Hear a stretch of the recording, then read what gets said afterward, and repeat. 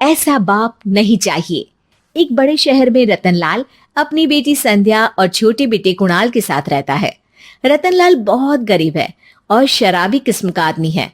वो रिक्शा चलाकर अपना जीवन यापन कर रहा है। रतनलाल एक अधेड़ उम्र के आदमी योगेश्वर को कभी कभी अपनी रिक्शा से मार्केट या मंदिर छोड़ता है और कभी कभी बाजार से उसका सामान भी ले आता है। एक दिन रतनलाल योगेश्वर से कहता है, साहब, आपके पास गाड़ी है, फिर भी आप कभी कभी रिक्शा से क्यों जाते हो? इन शहर की गलियों को आराम से देखना मुझे बहुत पसंद है। ठीक है साहब, मैं चलता हूँ, कल फिर आऊंगा। अरे रतनलाल, रुको तो। मैंने सुना है कि तुम अपनी बेटी को कुछ पैसों के बदले किसी को दे रहे हो। अभी किसी को बेचे नहीं तो क्या करे साहब। एक छोटा बेटा है, उसको पढ़ाना भी है, उसकी देखभाल भी करनी है, और अगर मैं बेटी को घर में रखूंगा तो उसकी शादी कैसे करूंगा साहब। तुमको कितने पैसे मिल रहे हैं? अब 50,000 साहब। देखो, मैं तुमको पूरे 20 लाख रुपए देता हूँ। तुम अपनी बेटी संध्या को मुझे दे दो। हैं? अब 20 लाख? धन्यवाद साहब, धन्यवाद। मैं कल ही उसे आपके पास छोड़ जाऊंगा साहब। अगले दिन रतनलाल संध्या को हमेशा के लिए योगेश्वर के यहाँ छोड़ आता है और बदले में 20 लाख रुपए लेकर घर आ जाता है। रतनलाल जिंदगी में पहली बार इतने पैसे पाकर बौखला गया। उसने एक अच्छा घर लिया। कुणाल, अब हमें कोई चिंता नहीं है, तू अब अच्छे से पढ़, खूब मन लगाकर पढ़ाई करना।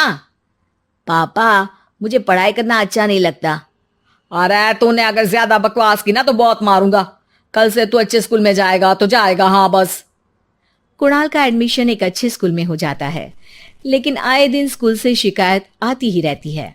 10 साल बाद एक दिन प्रिंसिपल मैडम रतनलाल को स्कूल में बुलाती है। रतनलाल, आपका बेटा कुणाल बहुत आवारा हो गया है और ये बिल्कुल भी पढ़ाई नहीं करता है, बल्कि उसका दिमाग गलत कामों में जा रहा है।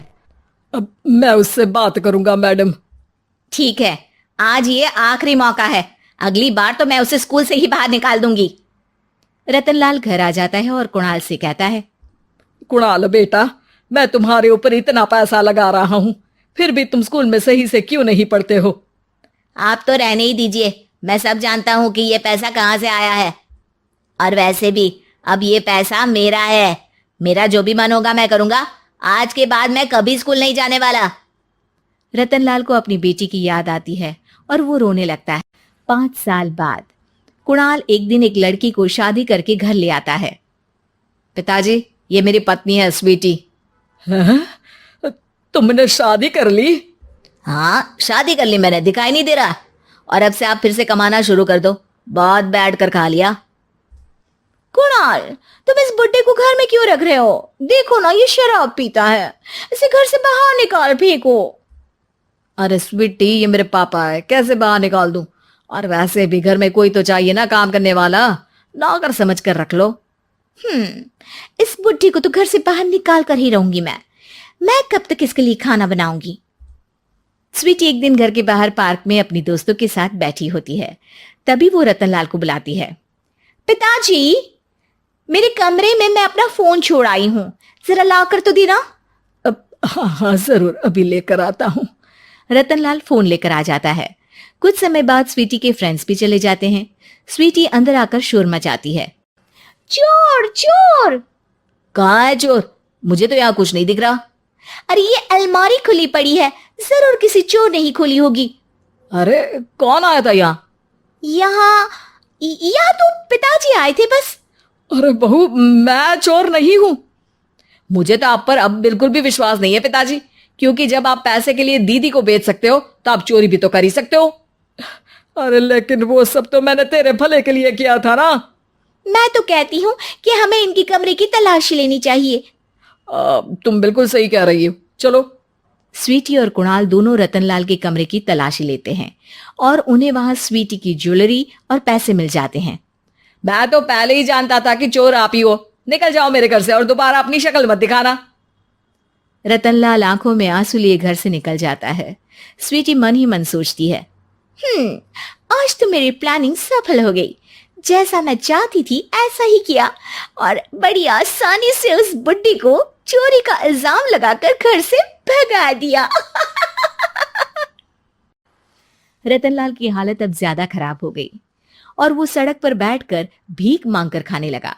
एक दिन वहां एक गाड़ी आकर रुकी और सड़क पर बैठे सभी भिखारियों को अपने सेंटर ले गई। एनजीओ की मालिक संध्या एक एक करके सभी को सुविधा मुहैया कराती है। तभी उसकी नजर रतनलाल पर पड़ती है। पिताजी, संध्या तू? पिताजी आपकी ये हालत कैसे हुई?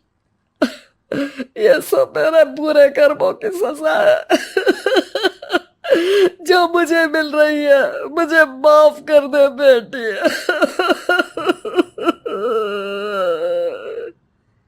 पिताजी, मैं आप पर बिल्कुल भी गुस्सा नहीं हूं, क्योंकि आपने मुझे यहाँ भेजकर अच्छा ही किया। मेरी जिंदगी बदल गई। लेकिन ये सब हुआ कैसे बेटा? आप ये नए कपड़े पहनो, तब तक मैं योगेश्वर अंकल को बुला कर लाती हूँ। योगेश्वर अंकल? हाँ अंकल। योगेश्वर जी ने तुझसे शादी नहीं की थी?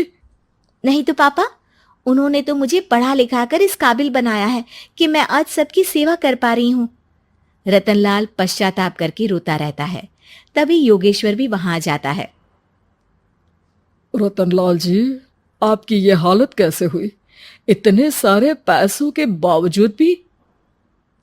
क्योंकि मैंने बेटे और बेटी में भेदभाव किया था। लेकिन आपने ये कैसे किया? मुझे ये जानना है, बताइए। सालों पहले जब संध्या छोटी थी, तब मैंने एक बार एक आदमी से तुम्हें बात करते हुए सुना था, जो कुछ पैसों में संध्या को तुमसे खरीद कर शादी करना चाहता था। मैं उस समय एनजीओ में बच्चों के लिए ही काम कर रहा था और मैं किसी भी लड़की की जिंदगी खराब होते नहीं देख सकता था। इसलिए मैंने अपने जीवन की कमाई का एक बड़ा हिस्सा तुम्हें दे दिया था। सच में कितना गलत था मैं। मुझे माफ कर दो।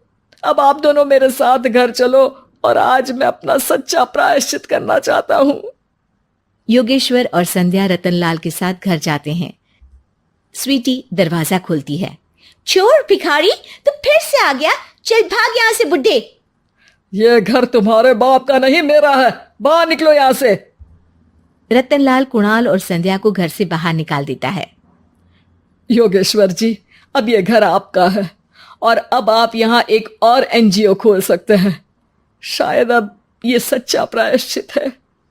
संध्या अपने पिता के गले लग